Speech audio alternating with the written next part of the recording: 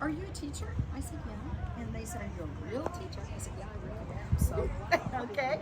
I have one a favor to ask of you. When you come in, you'll see there's some little ink jars. If you could leave the tops on those until I ask you to open them, okay? Otherwise, come on in, sit wherever you'd like. And sit still. Welcome to our one-room schoolhouse. Welcome to our one-room schoolhouse. I didn't sit here. Yeah, you can sit I down. didn't have to sit. Hello. Wonderful. So I never like to assume, but I know, are you from Huxfield? Yes. Fourth grade? Wonderful. Welcome. I find that we have a lot to talk about, and so I'm just going to talk a little fast, but I'll try to be loud, okay? If you would just be so good to listen for a few minutes, and then we are going to try, as obviously we have some weird pens sitting on our desks. We're going to talk about those, and I'm going to have you try to write with those, okay? I've heard of this type of writing. It's pen and quill writing, correct? Yes, it is. Absolutely, absolutely. And you're right, the quill, and then we have what we call the nib, and that's what gets the ink on the paper. Well, let me tell you a little bit. You've been studying about people coming to Oregon, right? When in like the mid to later 1800s, people came in wagons. They came to settle. Do you know why they came? I mean, why would you come here a lot of times? To maybe find a better life or explore. A lot of it is, absolutely. Free land too. They were able to come here, get land, and start that new life. So families would come. They would plant their crops. They were very, very busy. Feed their children, their families. But eventually, most parents said, you know, we really want our kids to learn something. We want them to go to school. We want them to get an education. So a lot of times, those families would start a little school. And the first ones usually were in someone's home, maybe a mother or even a dad, but usually they were awfully busy. When there were enough people in the community, they would say, let's build a schoolhouse. Let's build a schoolhouse, let's hire a teacher.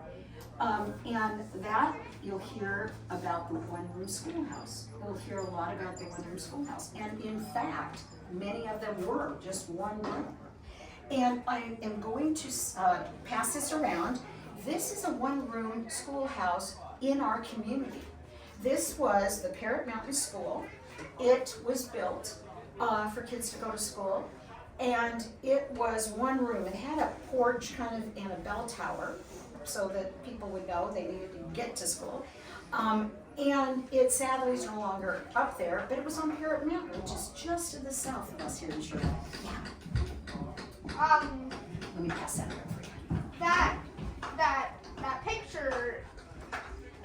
Well, me and my dad here, we go to a church, and this actually looks like a church. It does. And a lot of times, sometimes they used the schoolhouse for a church as well, because they didn't have a lot of buildings, so they were able to use it twice. Okay? Yeah, just go ahead and pass that around. So what happened was, in the one-room schoolhouse, you had one teacher, usually a woman, not always, but often a woman. A young woman. She would, if she got married while she was teaching, she would lose her job. Okay, they only wanted young unmarried women.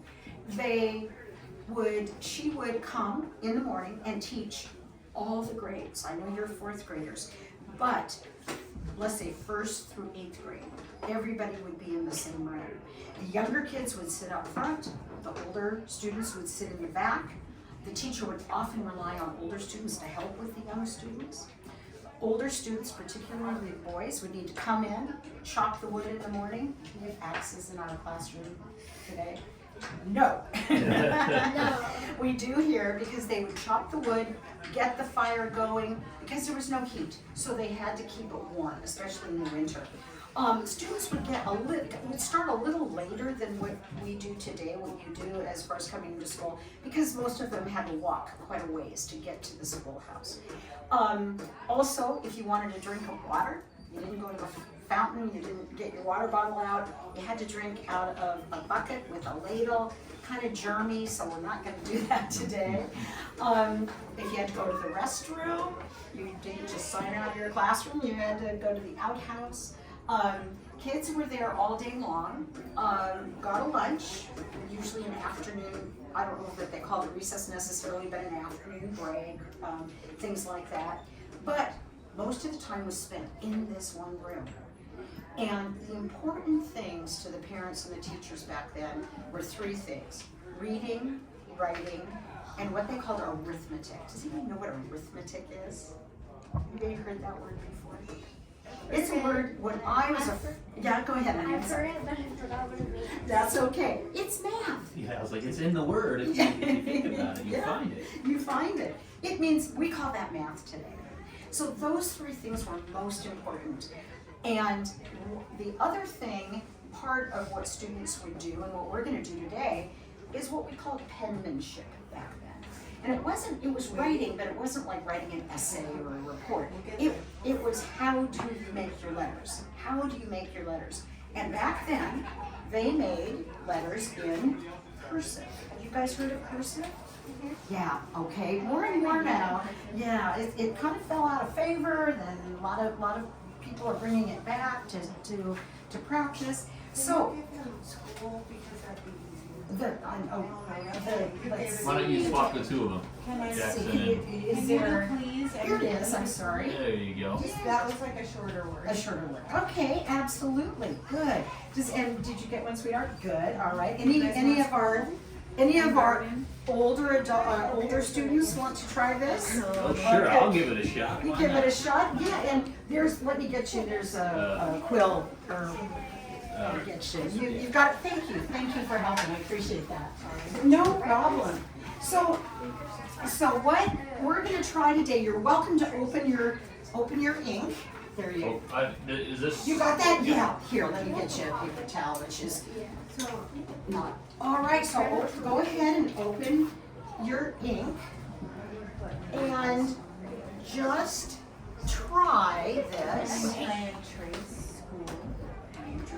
Twist there. Perfect. Now you're gonna And dip. yes, you're going to want to dip in your ink and just give this a try. And try and trace the words. Try to trace the words that are there, and you'll be doing that. So you can write right on this piece of paper. Don't write on the towel.